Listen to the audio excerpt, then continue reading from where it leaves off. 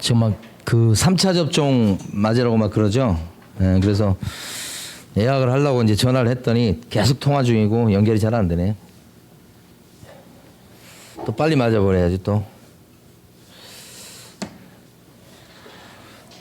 자, 이번에 볼 것은 뭐냐면 간판에 이름 쓰기 이거요. 간판 실명제라고 하는 거 있잖아요. 예. 그 간판에 왜 이름을 쓰게 만들까요? 응?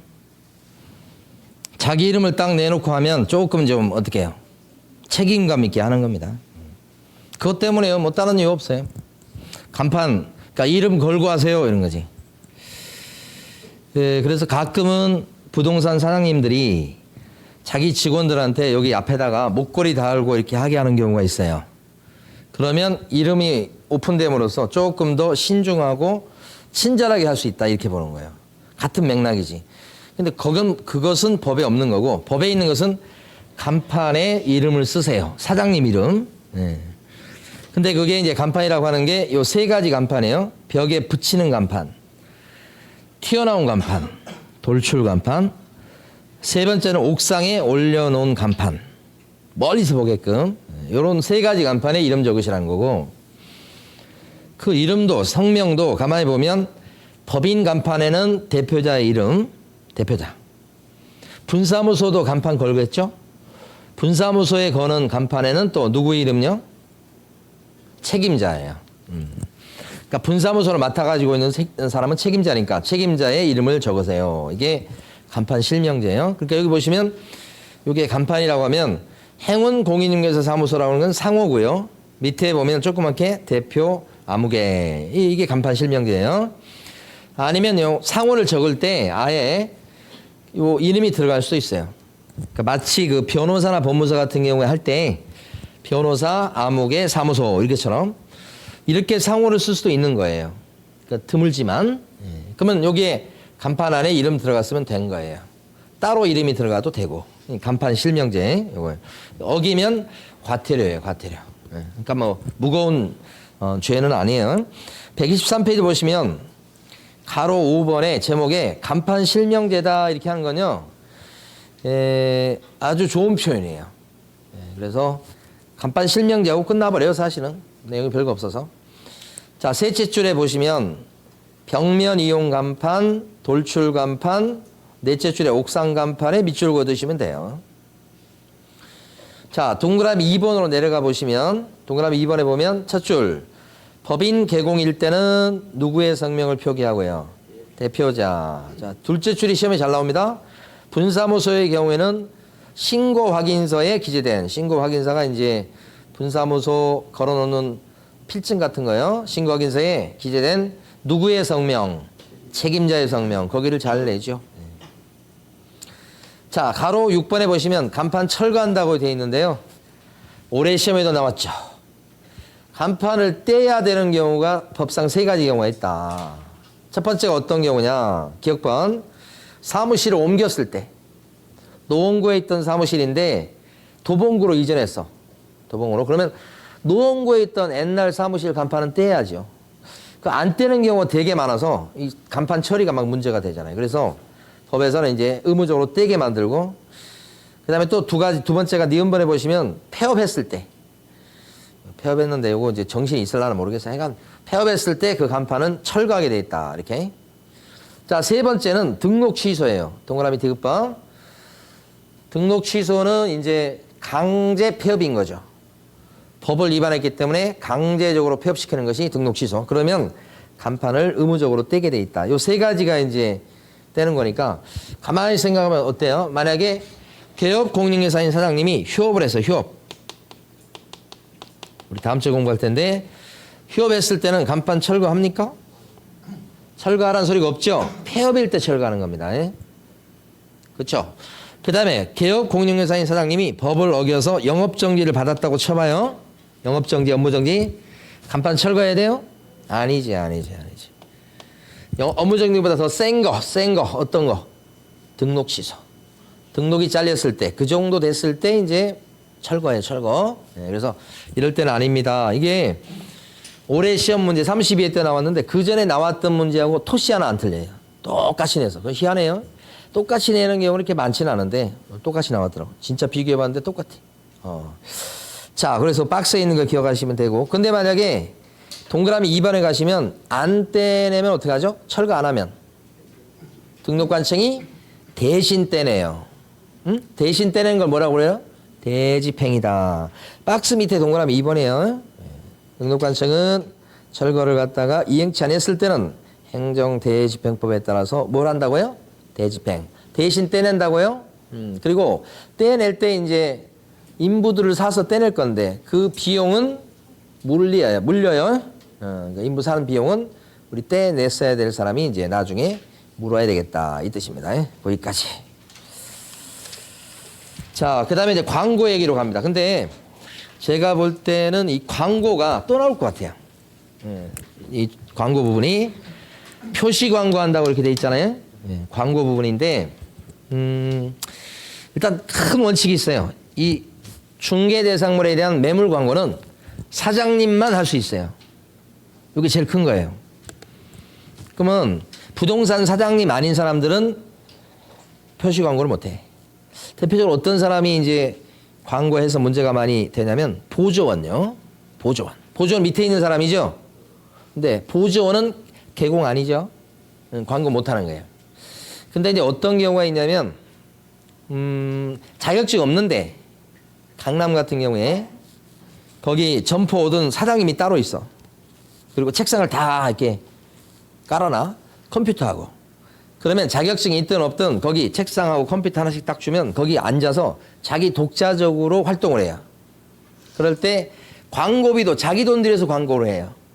그럼 거기다가 자기 인적사항과 그 다음에 전화번호 같은 걸 적어놓고 자기한테 전화 오게 만들어서 손님을 붙여서 계약이 되면 그 사무실 점포든 사장님한테 일부씩 입금을 시켜. 나머지는 자기가 챙기는 거지. 그러니까 자격증 없어도 그런 점포에 그런 사무실 공간에 취직을 해서 독자적인 사장님처럼 일해가지고 막 차도 사고 외제차도 사고 그런 사람들이 있어요. 젊은 친구들인데. 그런 것은 법 위반이죠. 그런 사람들은 중개업 시장에서 중개업 사장님처럼 일할 수 없는 사람이에요. 자격증도 없잖아요. 등록도 안 돼 있잖아요. 그런 사람들이 일할 때 하는 게 광고예요. 그거 못 내게 하는 거예요. 그러니까 이 광고는 누구만 낼 수 있다? 부동산 사장님만 하죠. 자, 그러면서 이제 법에서 요구하는 게 부동산 사장님이 광고 낼 때 그 광고에는 광고 전단지 거기에는 반드시 들어가게 되는 게 있어요. 그게요. 여기 보시면 사장님의 이름 들어가야 돼. 이름. 그 다음에 나머지는 사무실에 대한 정보들이에요. 그래서 사무실의 상호 명칭. 들으시면 돼요. 지금부터 암기할 필요는 없어요. 사무소의 위치, 소재지. 광고지 그런 게 들어가야 돼요. 기본으로. 그 다음에 사무소의 연락처, 전화번호. 그 다음에 중개사무소의 등록번호. 등록하게 되면 그 연도하고 등록된 1년 번호가 이렇게 쭉 나와요. 그 등록번호도 광고지에는 들어가야 되겠다. 5가지나 되지요. 근데 핵심은 뭐냐? 올해 시험에도 나왔지만 보존에 관련된 정보는 일체 들어가서는 안 돼요. 요건 빠져야 되고 들어가면 안 된다고 돼 있어요. 광고를 누구만 낼 수 있으니까. 개공. 보존이 여기 들어가서 독자적으로 광고하고 활동할까봐 못 들어가게 하는 거예요. 못 집어넣게 하는 거예요. 요게 핵심이에요, 핵심. 그래서 여러분 교재에서는 124페이지 보시게 되면 가로 7번에 자, 첫째 줄부터 넷째 줄까지 밑줄 그으셔야 돼요. 그리고 넷째 줄에 가보시면 보존에 관한 사항은 명시에서는 뭐예요? 안 된다죠. 그러면서 밑에 보시면 어떤 얘기가 나오냐면 박스 있죠, 박스 보시면 사무소에 대한 정보가 나오죠. 그죠? 사무소에 대한 정보가 어떤가 가만히 보니까 소재지하고 연락처하고 명칭하고 등록번호. 나중에는 암기해서 그냥 쉽게 맞출 수 있어요. 밑에 보면 개업복령회사 사장님의 뭐요? 개인정보로 뭐가 들어가야 돼요? 성명. 그래서 5개입니다, 총. 아까 칠판에 봤던 거죠. 자, 그런데 이제 여기는 끝났어요, 이제. 자, 근데 광고를 할 때 이런 전단지 표시 광고, 이건 잘 안 할 건데, 이건 말고 인터넷 표시 광고라고요. 요게 최근에 들어왔어요. 근데 들어올 수밖에 없는 게 요거 네이버 광고라고 생각하시면 돼요. 네이버 광고. 네이버 인터넷 광고다. 그죠? 매일매일 광고 올리잖아요.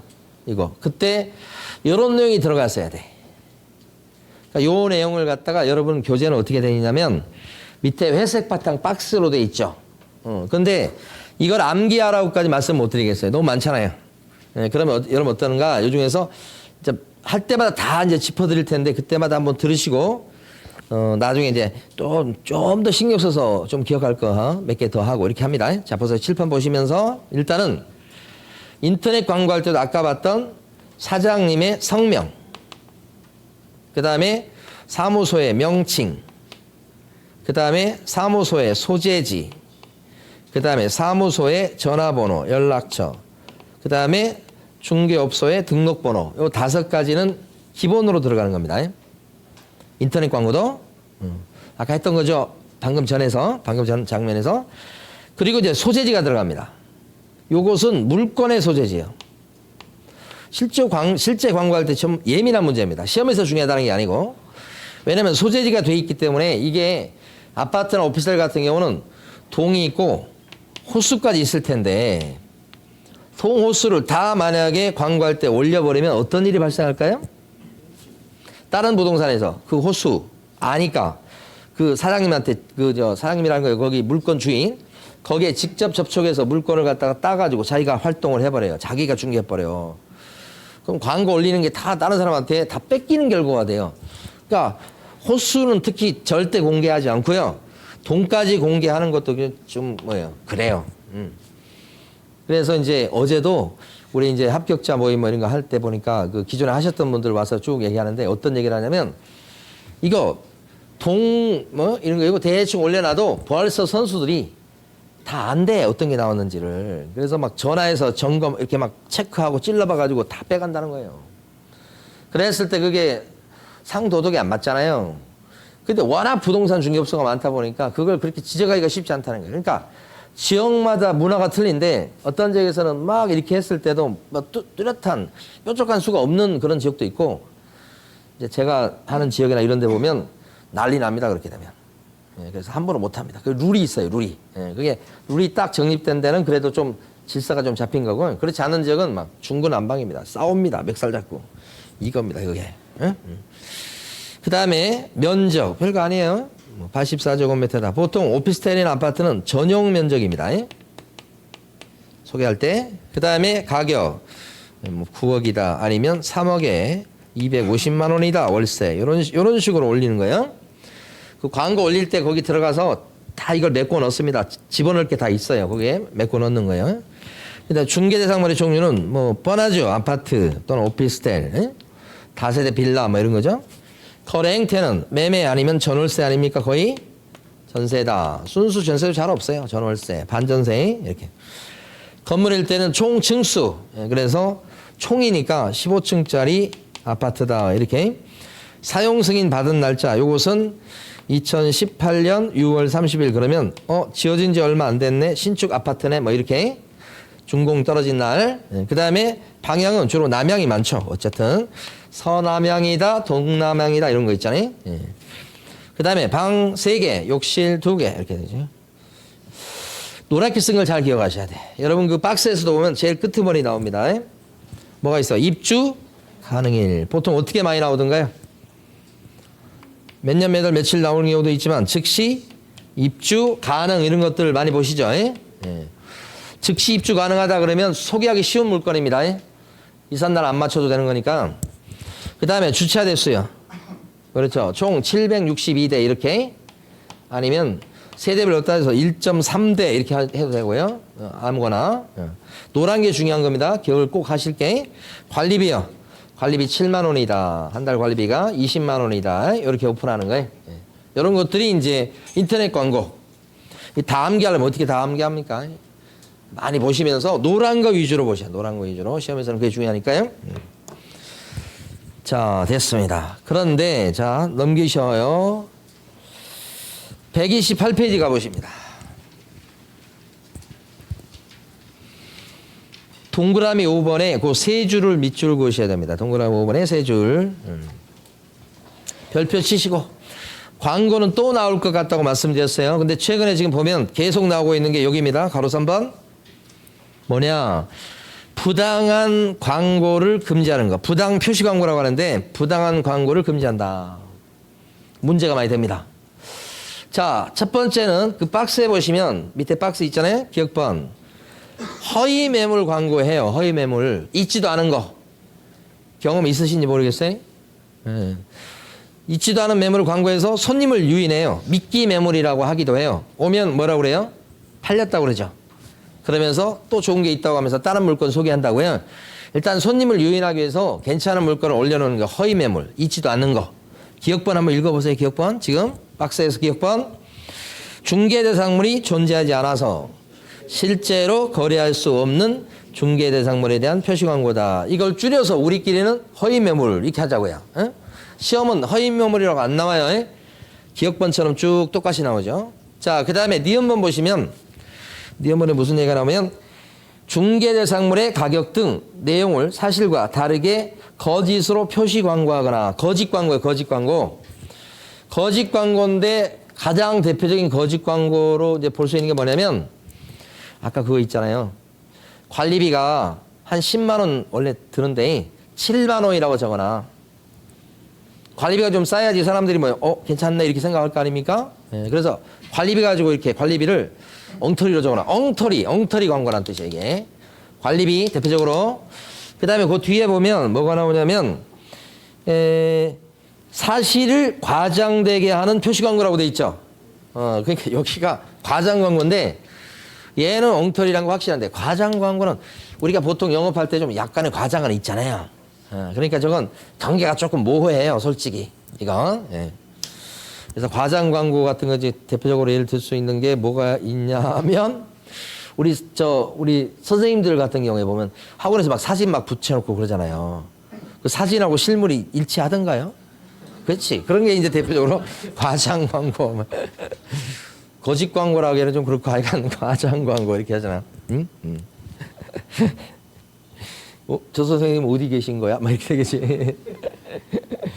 자, 그런 게 동그라미 5번인데 이거 안 지키면 어떻게 되느냐? 과태료가 좀 올라갑니다. 500만 원이야. 과태료입니다. 좀 과태료가 올라가요. 아까보다. 그러니까 이게 뭐냐면 아까는 광고할 때 이거 관리비를 안 썼어. 이거 빼먹었어. 그러면 100만 원이야. 관리비를 썼는데 어떻게 됐다고요? 엉터리로 써놨어. 10만 원인데 7만 원 써놨어. 이런 거 쓸 때는 뭐예요? 엉터리 광고는 500만 원 이하의 과태료 이렇게 된다고요. 그 다음에 오른쪽 가시면 가로 8번이 있습니다. 오른쪽 페이지. 계속 나오고 있어요. 이것도. 가로 8번. 제목이 뭐라고 되어 있냐면 인터넷 뭐라고 되어 있습니까? 표시 광고 이렇게 되어 있고 모니터링이라는 글자도 있죠.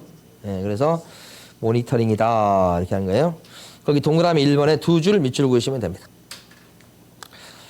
자, 국토교통부 장관은 인터넷을 이용한 중개 대상물에 대한 표시 광고가 적법한지 여부를 뭐 할 수 있다? 모니터링 할 수 있다. 이렇게 하는 거지. 모니터링 할 수 있다. 이렇게. 이 모니터링 누가 할 수 있다고 되어 있는가요? 여기. 국토교통부 장관은 아직 틀리게 안 나왔습니다. 근데 맞게 계속 나오고 있어요, 지금. 예. 출제가 유력하다고 봅니다. 등록관청이 모니터링 할 수 있다. 그러면 O예요, X예요? 등록관청이 모니터링 할 수 있다. 등록관청이 그러면 X. 예상 문제예요. 예? 안 나올 수 없을 거예요. 자, 거기 두 줄 딱 밑줄 긋고요. 자, 그 다음에 쭉 넘어가셔서 어디 가시냐면 134페이지 딱 가보실게요.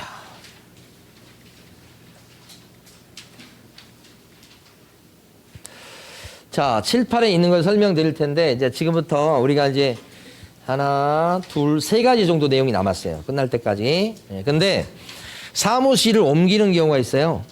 그러니까 여기 있는 동작구에 있는 사무실인데 사무실을 강동으로 이전해요.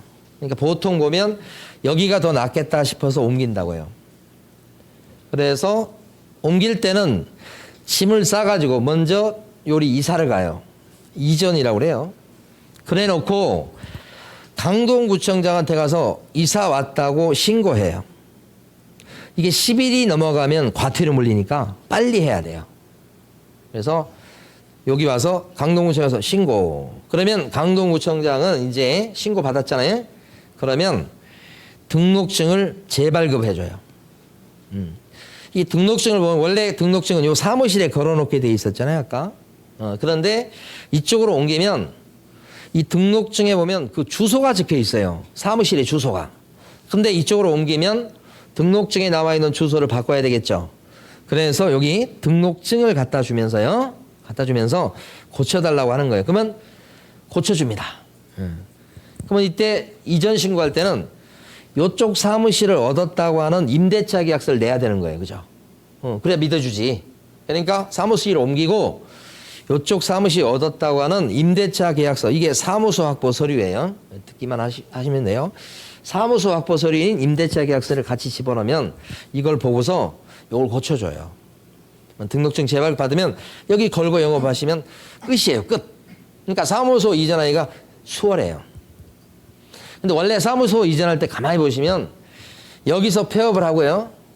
이쪽 와서 다시 등록하고요. 그래도 괜찮아요. 그런데 폐업하고 이쪽 와서 등록하려고 하니까 조금 번거롭잖아요. 좀 더 쉽게 사무실을 옮길 수 있을 게 뭐가 있을까 해서 만들어준 거예요. 그래서 폐업하지 않고 짐 싸서 옮겨와서 신고하면 된 거예요. 고치면 된다고요. 근데 이럴 경우는 동작구에 있다가 이렇게 강동구로 이전하면 어떤 일이 벌어지냐면 등록관청이 이 사장님의 등록관청이 여기가 돼버려 이제. 여기서 감시해야지. 그래서 원래 개업공인회사의 옛날 등록관청인 동작구청장이 관련된 서류를 요리 다 넘겨줘요. 그러면 여기서 넘겨받아갖고 감시를 한다 이렇게 생각하시면 돼요. 그래서 자기들끼리 넘겨주세요. 그래서 넘겨주고 요게 절차가 있어. 세부적 내용은 안 보겠지만. 그러면 이제 만약에 동작구에서 동작구로 이전하면 어떻게 이전할 것 같아요? 동작구에서 동작구로 이전하면 그때는 절차가 어떻게 되겠어요? 이사 가고 동작구청에 가서 신고해야지. 바뀌지 않으니까 신고하고 그 다음에 재발급 받고 끝이죠. 등록관청이 안 바뀌니까 송부 요청하고 자기가 자기한테 해야 되잖아. 이거 할 필요가 없잖아 이거. 그러니까 동작구에서 동작구로 이전할 때는 절차가 3단계. 동작구에서 강동구로 이전할 때는 절차가 5단계. 이렇게 되겠죠. 그리고 추가적으로 볼게 중요한 거. 자, 만약에 두 가지 봅니다. 별표 2개 돼 있죠 지금. 동작구에 있을 때 잘못을 저질렀어.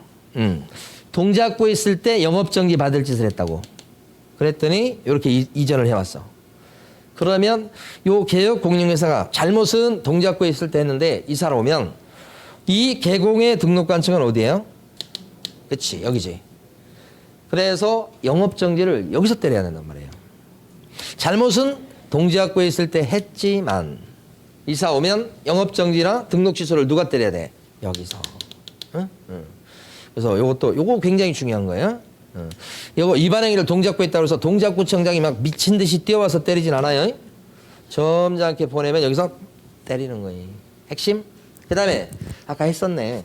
사무소를 옮겼을 때 옛날 사무실에 걸려있던 하얀 간판 어떻게 해야 되겠어요 저거? 지체 없이 철거. 안 하면 대집행. 아까 했었죠 이거? 네. 교재에서는 134페이지 보십니다. 2번에 가로 1번 첫째 줄하고 둘째 줄 앞부분까지 밑줄. 중개사무소로 이전한 후 이전한 날부터 10일 내 이전 후에 등록관청에 이전 사실을 신고해야 되겠다. 10일 이내죠. 어디 가서 신고하죠? 이전 후. 그러면서 이제 가로 2번에 가시면 가로 2번에 서류가 있는데 여러분은 지금 단계에서는 동그라미 3번 봐두세요. 이전 신고할 때는 뭘 가져가서 신고하신다? 등록증이죠. 그러면 가로 3번 등록증을 어떻게 해줘요? 고쳐서 재발급 해준다. 그렇죠? 그리고 나서 이제 가로 4번이 송부죠. 송부. 등록관청이 바뀌는 경우니까 서로 넘겨주고 넘겨받고 송부가 필요한데 세부적 내용은 여기서 생략하겠고요. 가로 5번을 별표를 쳐야 됩니다. 제일 밑에 거. 중개사무소 이전 신고 전에 발생한 사유로 인한 개공에 대한 행정처분은 누가 행한다? 이전 신고 전에 위반 행위지만 누가 행한다? 이전 후 등록관청이 행한다. 사례 문제로 나올 가능성도 높아요. 거기까지 알아두시고. 자, 그 다음에 136페이지 갑니다.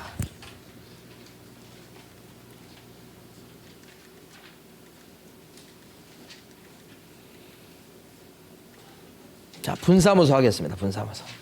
136페이지 가면 제일 위에 법인의 분사무소 이렇게 나와 있죠? 분사무소가 매년 한 문제씩입니다. 분사무소가. 자, 보시면 분사무소는 그 전에 가만히 보시면 여기서부터 봐야 돼요. 원래 사무실은 개업공인중개사인 사장님은 사무실 몇 개? 부동산님 사무실 한 개. 근데 부동산 사장님이 사무실을 한 개가 아니고 여러 개를 가질 수 있는 경우가 있어요. 그게 바로 중개법인이야. 중개법인. 저희 같은 경우도 본점 하나, 지점 하나 이렇게 해서 두 개를 갖고 있다고 해. 사무실 한 개가 아니고 여러 개일 수 있다. 누가? 법인이. 여러분은 자격증을 따서 혼자 오픈하시잖아요. 그러면 아무리 돈이 많아도 사무실은 무조건 한 개야. 그러니까 이런 분점을 낼 수가 없어요.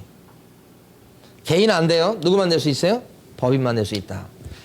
그런데 이 법인 중에 보면 지역농협이라고 있어요. 그죠? 지역농협은 조합원 농지 중개해 주는 데예요. 농지만 해요. 다른 건 못 해요. 이걸 특수법인이라고 그래요. 그래서 지역농협은 농지 중개하는데 농지 중개하는 건수가 거의 없거든요. 그래서 중개하는데도 불구하고 등록을 면제시켜 놨어요. 이게 무슨 말이에요? 원래 중개업을 하려면 등록하고 해야 되죠. 그런데 지역농협은 법에서 등록 안 하고도 할 수 있게끔 만들어 놨어요. 그러니까 지역농협은 등록 않고도 농지 중개해줄 수 있어. 독특하죠.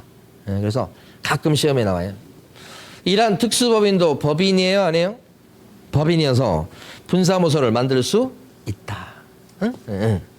그런 건데 분사무소 차릴 때는 아무렇게나 차린 건 아니고, 자, 법이 정한 절차가 있어요. 자, 그게 뭔가 좀 봅니다. 분사무소처럼 이렇게 만들 때 여기 지금 동작구에 자, 갑이라는 법인이 있습니다. 네, 동작구에 본점인 주된 사무소가 있어요. 큰 거. 근데 분사무소로 낸다 그럴 때 어떻게 내느냐?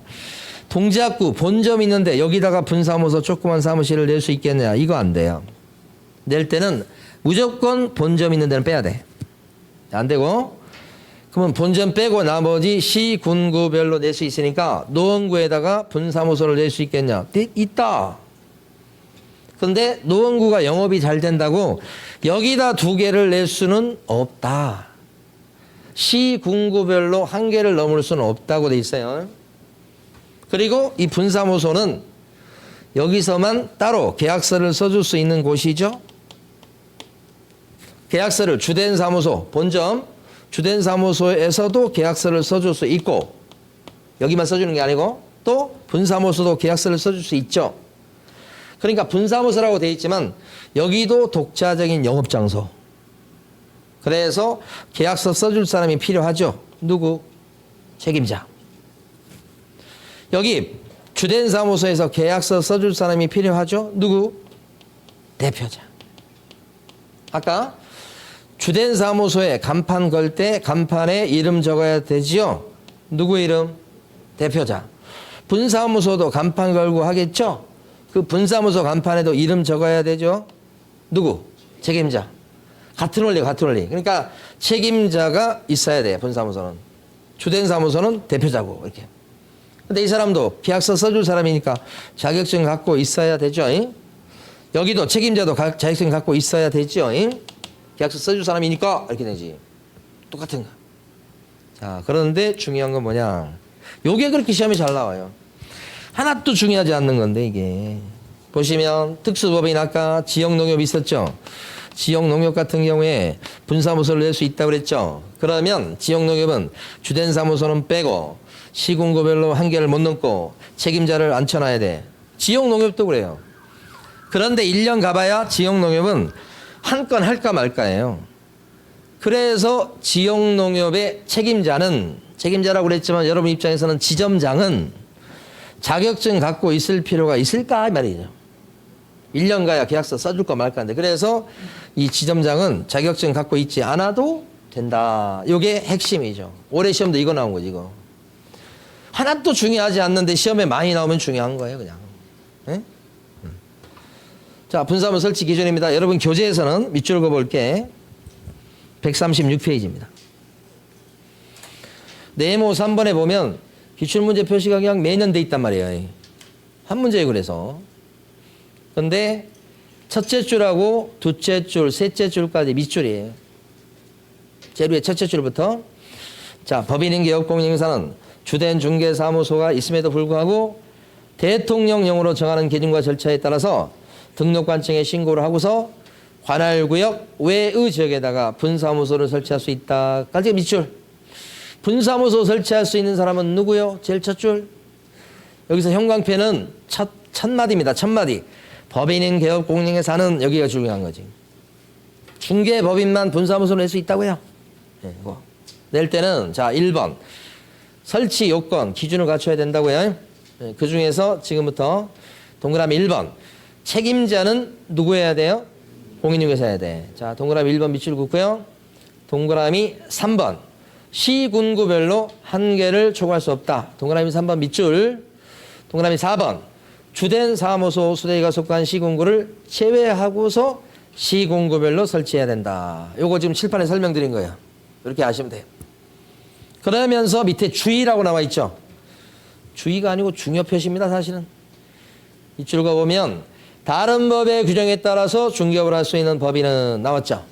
대표적인 그 옆에 지역농협 써놨죠 지금. 둘째 줄 동그라미 1번의 요건 책임자 요건을 갖출 필요가 없다. 여기가 그렇게 시험에 잘 나온다고. 책임자의 요건이란 게 뭐예요? 공인중개사여야 된다는 요건이죠. 그게 적용이 없다고요. 거기를 형광펜. 징그러 죽겠어. 너무 많이 내요. 자 그러면 이제 칠판에서 마무리 지어봐요.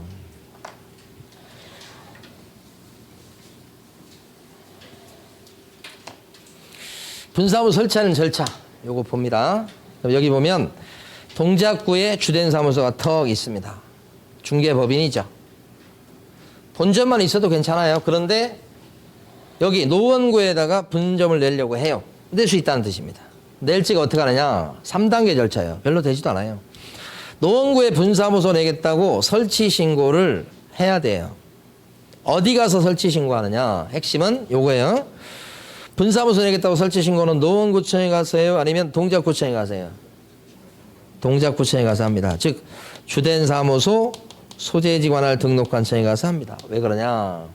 이 중개법인은 한 명의 개공이에요. 사장님이에요.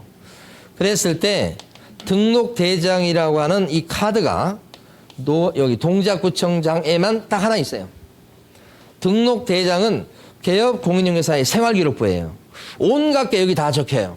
사무소를 옮기면 옮겼다고 적히고 휴업하면 휴업했다고 적히고 행정처분 받으면 행정처분 받았다고 적히는 거예요. 개업공인중개사의 생활기록부예요. 여기에 이름에 올라갔을 때 개공이 되는 거예요. 하나밖에 없어요. 등록을 한 번 하니까. 여기 없어요 그런 거. 그러니까 분사무소를 여기다 내겠다고 해도 신고는 어디 가서 해야 돼요? 주된 사무소가 있는 동작구청에 가서 해야 되겠죠. 이게 가장 중요한 거예요. 이때는 공짜는 안 해요. 돈 좀 내야 돼요. 큰 돈 안 해요. 한 2만 원, 3만 원 내면 돼요. 그런데 이제 서류를 갖고 가야 돼. 서류? 이걸 정리해 볼 건데 일반적으로 등록할 때도 보면 등록에 필요한 기준을 갖춰야 되죠. 자, 정리합니다. 등록에 필요한 요건을 갖춰야 되겠죠. 등록에 필요한 요건. 중개업소 오픈할 때 뭐예요 이게? 등록에 필요한 요건. 우리는 자, 실, 사.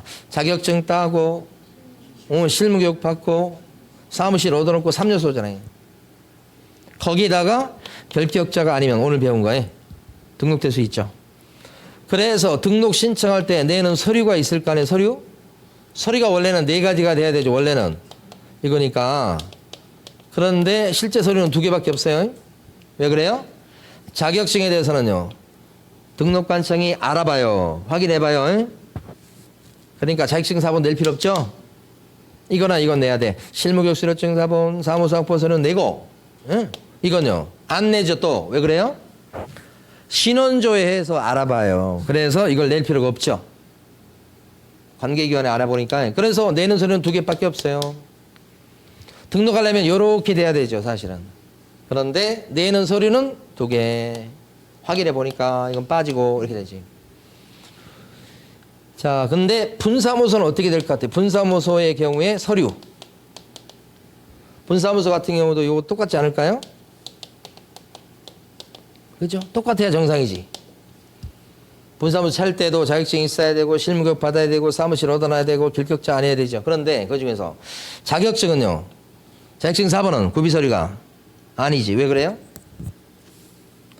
자격증 4번은 구비서류가 아니라고. 왜? 마스크 때문에 지금 답을 안 하는 거예요? 자격증은 알아보잖아요 관청이. 그러니까 스스로 자격증 4번을 낼 필요가 없지. 근데 이것은요. 내야지. 실무교수증, 사무소 확보서류도 내는 거지. 안 비할 것도 아니고 그냥 똑같아요. 이건 안 내지 보통 외국 사람이 아니란 확인해 볼 거니까 신원조회 해볼 거니까 똑같잖아요 지금. 다른 게 하나 있기 때문에 보는 거예요 지금. 그게 뭐냐면 보증서류예요. 보증서류. 보증서류. 자, 일반적으로 등록할 때는 보증 설정을 등록하기 전에 미리 하던가요? 등록 신청할 때 보증 서류를 갖다가 보증 설정을 미리 하더냐고요. 이때가 등록이에요. 등록할 때 보증 서류를 낼 거냐고요. 안 내죠. 보증 설정 언제 하니까? 등록하고 나서 영업을 개시하기 전까지 보증 설정해요. 그러다 보니까 서류에는 빠져 있잖아요 지금. 등록한 뒤에 보증 설정하니까. 자, 근데 분사무소가 차려지면 여기서도 계약서 쓰죠? 그러면 계약서 쓰고 하다가 이거 잘못돼서 사고 날 가능성도 있죠? 그러면 분사무소가 있으면 있을수록 사고 위험성이 올라가죠? 그래서 법에서는 분사무소 하나당 1억 이상을 추가로 보증 설정하도록 하고 있어요. 분사무소 하나당 1억 이상이에요. 근데 언제 하냐면 분사무소를 차리기 전이에요. 분사무소 차리기 전. 그래서 보증서류가 구비서류에 들어가는 거예요. 일반적으로 등록할 때는 보증 설정 언제예요? 등록하고 나서 업무 개시 전까지 보통은. 근데 분사무소 같은 경우에 보증 설정을 언제예요? 설치, 신고하기. 전이잖아 전. 완전히 반대잖아요. 그래서 다른 거예요 서류가. 그렇죠? 단순해서 이제 결과론적으로 딱 암기해버리면 일반적으로 등록 신청할 때 구비서류는 실사. 분사무소 같은 경우는 실사, 부 이렇게 기억해야 돼. 그게 결론이에요. 그래서 요 시기가 달라서 그래요. 요게. 예. 자, 요거 실사, 부 암기해버리세요. 그럼 어떻게 해주죠? 등록관청에서는 신고 필증 내줘요. 이거 신고 필증을 옛날은 신고 필증이라고 그랬다가 지금 뭐라고 그래요? 신고 확인서. 그럼 이 신고 필증 어디 걸고 영업해야 돼요? 여기다 걸고 분사무소에다 걸고 영업하시면 되지. 그래서 주된 사무소에 걸어놓는 건 뭐예요? 여기 걸어두는 거 등록증. 분사무소에 걸어놓는 건 뭐예요? 신고 확인서, 신고 필증, 신고 확인서 걸어두고. 그렇죠? 걸어두는 게 틀리죠. 그러면 이제 동작구청장은 신고 확인서 주고 어떻게 해요? 노원구청장한테다가 지체 없이 통보해요. 왜냐하면 다 했어 이제. 왜냐하면 노원구에 분사무소로 들어선 것을 노원구청장이 알까요? 왜 몰라? 알아야지. 근데 모를 수밖에 없죠. 신고를 여기다 했잖아요. 설치 신고를 여기다가 해놓으니 분사무소가 들어선 사실을 알려주기 전에는 알 수가 없어요. 근데 알려줄 필요가 있죠. 왜요? 감시해야 되는데. 그래서 지체 없이 뭐요? 통보 3단계. 그래서 자 밑에 보시면 136페이지 보세요. 2번에 가로 1번. 2번에 가로 1번에 설치 신고라고 돼 있어요. 동그라미 1번에 보면 전체 줄 끝부분에 둘째 줄에 보면 어디에 가서 설치 신고하셔야 될까요? 주된 사무소 소재지 관할 등록 관청이죠. 거기가 가장 핵심. 그럴 때 서류를 3개를 들고 갑니다. 우리는 실사부라고 하겠던 거예요. 자, 니은번이 뭐냐면 실이에요. 실이 뭐라고요? 니은번 실. 실무교수료증 사본. 잘했어요. 실무교수료증 사본. 이렇게. 자, 디귿번은 보예요. 보증서류. 길게 할 필요 없어. 그냥 보증서류. 보. 자, 디귿번은 뭐예요? 리을번은 뭐예요? 분사. 분사무소 사무실이지 뭐. 사무소 확보서류입니다. 분사무소를 확보했으면 분사할 때 사. 그래서 실사부 이렇게 읽으셔야 돼. 다시 일반적으로 등록할 때는 실사. 분사무소는 실사부 이렇게. 됐습니다. 다 끝난 줄 알았지 이제. 자, 140페이지 내용을 딱 피시고 이제 이거 하나 하고 수업을 마치겠습니다. 지금까지 한 것 중에 가만히 보면 분사무소가 무조건 한 문제예요. 매년 나와요. 지금 보려고 하는 공동사용은 이건 뭐 한 문제의 거리는 아니에요. 근데 한 지문 거리 정도예요. 한 지문. 자, 봅니다. 이 사무실이에요. 이 사람은 공인중개사인 개공, 이 사람은 법인인 개공, 여기는 부칙 개공.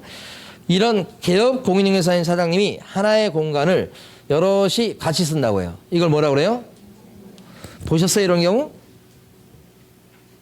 못 보셨어요? 도로도로 있는데 가끔 있어요. 이거 원칙적으로 허용이 돼요. 그래서 같이 쓰더라. 같이 쓰면 장점이 뭐예요? 뭐 밥을 같이 먹어서 밥맛이 난다 뭐 이런 것도 있겠지만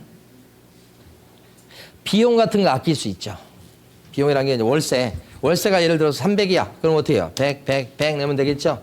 그래서 원래 취지는 이제 비용도 절감하고 뭐 이런 건데 단점이 좀 많죠. 대표적인 단점은 이 사무실 이렇게 운영하는데 손님이 들어오면 그 손님 어디로 가야 돼요? 어디에 앉아야 돼? 다 째려볼 텐데. 그게 문제지. 그렇지. 그래서 이제 그 다음에 정한 게 순번제. 순번제를 정하는데 이 사람들이 많으면 어떻게 해요? 내 순번은 언제 와? 그렇죠. 그런 점이죠. 그러면 하다 보면 같이 있고 싶어도 같이 있지 못하는 경우가 발생합니다.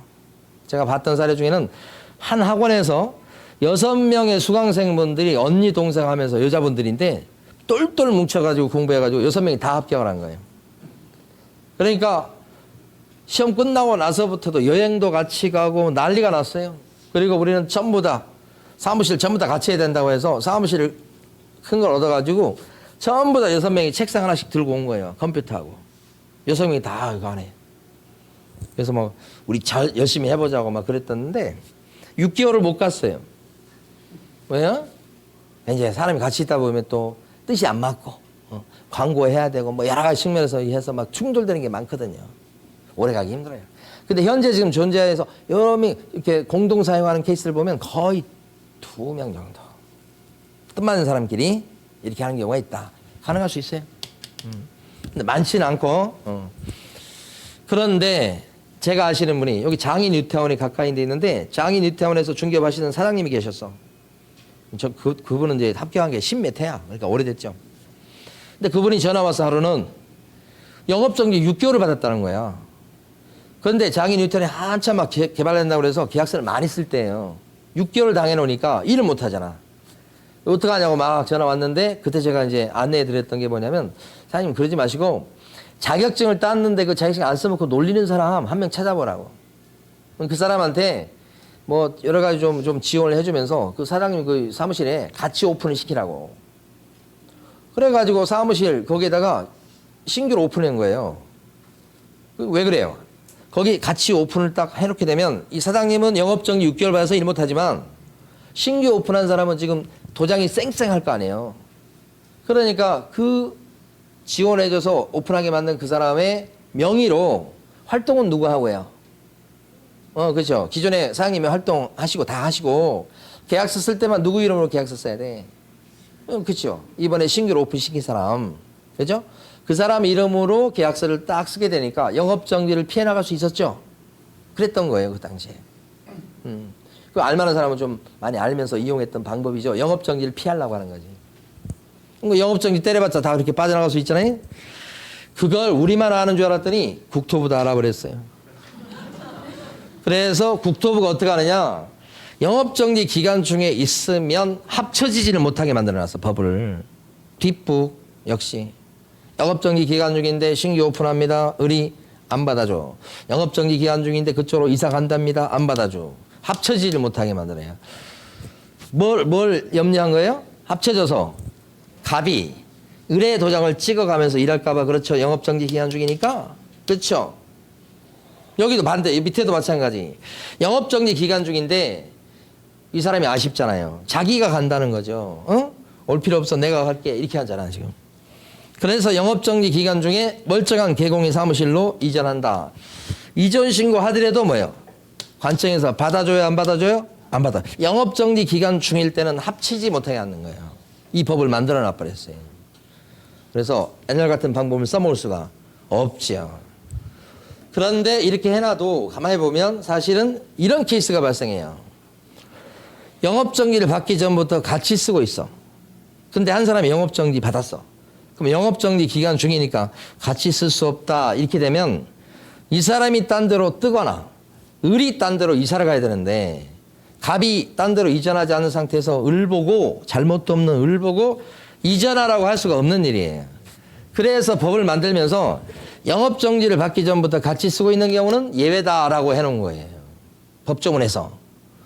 그럼 이렇게 예외로 딱 해놓으니까 우리는 뭐예요? 머리가 또 팍팍 돌아가잖아요. 돌아갔어야 되는데 벌써. 영업정지를 받고 나서 누구를 영입하려고 생각할 게 아니고 처음부터 영업정지 받을 것을 딱 예상하고 같이 붙어 있어야 된다는 얘기입니다. 그러다가 영업정지를 받으면요. 계속해서 공동사용이 가능하니까 갑은 어떻게 되겠어요? 을한테 도장 좀 빌려줘봐 해서 도장을 팍팍 찍어가면서 갑이 일을 해버릴 수 있죠. 했을 때 그게 법 위반이 됩니다. 근데 들켰을 때나 법 위반인 거죠. 그냥 공식적으로 할 수 있다는 뜻이 아닙니다. 비공식적으로 할 수 있다는 뜻이에요. 영업정지 기간 중인데 실제 활동은 갑이 하면서 의뢰 도장을 찍으면서 할 수 있다는 뜻이에요. 안 들켜서, 안 들키면서, 안 들키고 해야지. 그러면 영업정지를 빠져나갈 수 있죠. 미리미리 준비하셔야 된다는 얘기입니다. 그러다 보면 이제 영업정지가 끝나겠죠. 이 사람. 그러다 보면 또 을도 영업정지 받을 날이 오겠죠. 언젠가는. 그럼 그때는 갑의 등록, 도장은 살아있죠. 그럼 이제는 을이 뭐라고 그랬어요? 은혜 갚아라 그러겠죠. 자, 도장 좀 내놔봐 해서 꾹꾹 찔러가면서 을이 또 할 수 있겠죠. 좋은 거잖아요, 이게. 영업하는 측면에서는 장점이 많아요. 최근에 어제 온 사장님도 마찬가지고 한 사무실 공간인데 이렇게 증을 2개를 딱 걸어놓고 간판은 1개. 그러니까 누가 보더라도 거기가 무슨 행복부동산인데 안에 들어가면 사실은 등록된 도장이 2개 있는 거예요, 이렇게. 그래서 요거 찍었다가 요거 찍었다. 이렇게 하면 세금에도 유리하고요. 세금 계속 매출이 많으면 좀 세금이 많이 나올 수도 있잖아. 그래서 퐁당퐁당 할 수 있거든. 세금 중요하고 그 다음에 이것도 대비할 수 있죠. 여러분 이렇게 하셔야 되겠죠, 여러분. 이 법을 보니까 같이 써야 되겠죠, 여러분. 처음부터. 아니 그런 확신이 안 들어요? 안 들어요 진짜? 아닌데. 저는 지금 제가 자격증 갖고 있습니다만 저희 안사람이 자격증이 하나 더 있었으면 좋겠어요. 그러면 일 안 하더라도 그걸 등록을 해서 오픈을 딱 해서 내놓으면 여러 가지 측면이 유리해요. 그래서 저는 저희 안사람한테도 공부하라고 이렇게 얘기하고 공부하면 제가 막 책도 사다 주고 막 그렇게 다 하려고. 옛날에 한번 얘기해 봤어. 그랬더니 책이나 사와봐 그러더라고. 사진 안 쳐, 제가. 사진 않는데 가서 갖다 딱 줬어. 그랬더니 저희 안사람이 책을 딱 보더니만 기절해서 일어나질 않아요. 이걸 다 공부해야 되냐고. 2개 있으면 좋습니다. 근데 그것도 친구 사이 가지고는 부족합니다. 허물이 없는 사이여야 됩니다. 그러려면 누가 좋아해? 부부가 좋은 거예요, 부부. 아니면 엄마하고 아들. 아빠하고 딸. 아빠하고 아들 그러면 좀 그렇습니다. 희한해요, 하여간. 그 다음에 자매지간 또 돼요. 언니하고 동생. 그런 형태를 되게 많이 봅니다. 그랬다가 혹시 영업정지를 당해도 뭐 불리할 게 없죠. 다 이렇게 빠져나갈 수 있으니까. 미리미리 준비하셔야 돼. 그러니까 여러분도 지금 공부하시지만 한 집안에 자격증은 몇 개가 있어야 되겠다. 2개 있어야 되겠다. 동의하지 않으신 분이 딱 한 명 계시고 나머지는 다 동의하시는 것 같아. 네. 얼굴을 보니까 2개 있어야 돼. 그래서 혹시 집안에 아직 자격증 안 따신 분이 계시면 공부를 시키세요. 공부를 시키셔가지고 동영상도 있잖아. 직장 다니고 그러시면. 그래서 더 늦기 전에 따두시라 이런 말입니다. 교재 140페이지 보시면 가로 2번에 예외라고 되어 있습니다. 예외. 다만 나온 거 있죠. 업무 정지 기간 중에 있는 개공은 다음 어느 하나에 해당하는 방법을 써가지고 다른 개업 공인회사와 중개사무소를 같이 쓸 수가 없다. 영업정지 기간 중이기 때문에 핵심이죠. 그래서 연결되는 내용이 오른쪽 페이지 박스입니다. 그래서 동그라미 1번, 동그라미 2번. 다음에 정하는 방법에 따라서 이게 동그라미 1번과 2번이에요. 동그라미 1번 보시면 법 39조에 따른 업무정지 기간 중에 있는 개공이 다른 개업공인회사에게 중개사무소의 공동사용을 위해서 승낙서를 주는 방법을 통해서 끌어들이는 거, 영입하는 거 이것이 안 된다는 뜻이에요. 영업정지 기간 중에 있기 때문에 그래요. 동그라미 2번. 이번에는 업무정지 기간 중에 있는 개공인데 다른 개업공인회사의 중개사무소를 공동으로 사용하기 위해서 그쪽으로 자기가 영업정지 받고 있는 개공이 그쪽으로 적극적으로 이전 신고하는 방법은 인정이 될까요? 안 됩니다. 이것도 합쳐질 수 없다고 그랬죠. 이유는 업무정지 기간 중에 있기 때문에 그렇다. 이게 시험 문제 나오는 지문들이에요. 이 박스만 잘 보시면 돼. 근데 지금부터는 이제 형광펜을 칠하겠어요. 동그라미 1번에 셋째 줄 가시면 다만 나온 거 있어요. 가로 안에 다만 39조에 따른 업무정지 기간 중에 있는 개업공인회사가 영업정지 받기 전부터 중개사무소를 공동으로 사용 중이었다면 다른 개업공인회사는 제외한다. 이게 무슨 말이야? 다른 개업공인회사는 여전히 중개사무실을 공동으로 사용할 수 있다는 뜻이죠. 그 예외에 또 예외죠. 그래서 여러분들은 그 형광펜 칠한 것을 잘 이해하셨다가 나중에 자격증 따시고 그걸 활용해 보시라. 그죠? 요새 많이 늘어납니다. 많이. 그런 분들이 제 주변 업소에도 보면 중개법인, 딸 자격증, 그다음에 아빠는 중개법인 이렇게 해서 같은 사무실에 있는데 밖에 간판은 그냥 코끼리 부동산이에요. 사고는 보통 하나 쓰는데 안에 쓸 수 있는 도장이 2개인 경우. 가족이 많이 합니다. 가족이. 응? 그래야 만일의 사태에 대비할 수 있다. 이런 뜻입니다. 네. 자, 이번 주는 여기까지 공부하는 걸로 하겠습니다. 네. 수고 많으셨습니다.